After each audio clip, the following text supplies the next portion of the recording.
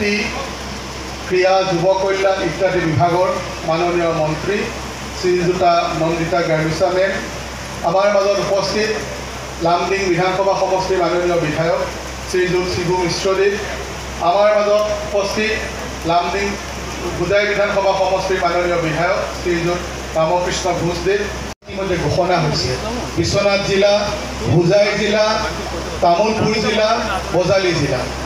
কিন্তু তাৰপিছত মুখ্যমন্ত্ৰী মহোদয়ৰ যাত্ৰা অবিৰতভাৱে চলি আছে, কাৰণ যেতিয়ালৈকে সাধাৰণ ব্যক্তিজনৰ ওচৰলৈ প্ৰশাসন লৈ যাব নোৱাৰি, প্ৰশাসনৰ সুফল দিব নোৱাৰি, প্ৰশাসন কেতিয়াও সাৰ্থক নহয়।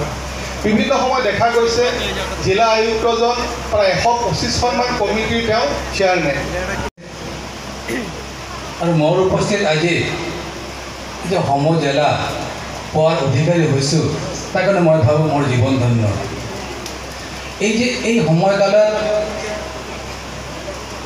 লামডিং সমষ্টিৰ সমজিলাৰ যে চিন্তাধাৰা বা স্থাপনা কৰাৰ যে মূল কাণ্ডাৰী আমি মঞ্চৰ পৰা আমাৰ অসমৰ শ্ৰদ্ধাৰ তথা সন্মানীয় মুখ্যমন্ত্ৰী ডক্টৰ হেমন্ত বিশ্ব শৰ্মা মহোদয়ক আন্তৰিকভাৱে শ্ৰদ্ধা ভক্তি আৰু সন্মান আৰু অভিনন্দন জ্ঞাপন কৰিছোঁ। নমস্কাৰ। 39খন সমজিলা অধ্যয়ন কৰিবলৈ সাজু হৈছে। এতিয়াৰ পৰা জিলাৰ ভিতৰত সংগ্ৰহ কৰিবলৈ আৰু আইন শৃংখলা বজাই ৰখা উদ্দেশ্যৰে গঠন কৰা হৈছিল। ঔপনিৱেশিক প্ৰবাহনৰ অগ্ৰাধিকাৰ আৰু সীমাবদ্ধতাৰ প্ৰতি লক্ষ্য ৰাখি অঞ্চল আৰু জনসংখ্যাৰ ওপৰত ভিত্তি কৰি এই জিলাসমূহ গঠিত হৈছিল।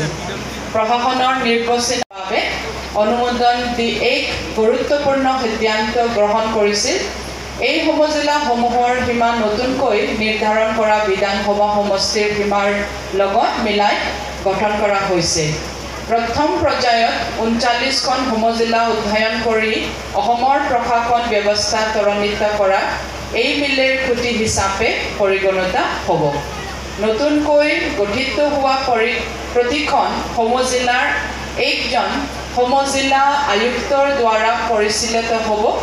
সমজিলাখনৰ তৃণমূল পৰ্যায়ৰ কাম কাজ প্ৰধানে ওচৰৰ পৰা কৰিব পৰা জিলা উপায়ুক্তৰ কিছুমান সক্ষমতা সমজিলা আয়ুক্ত প্ৰদান কৰা হ'ব।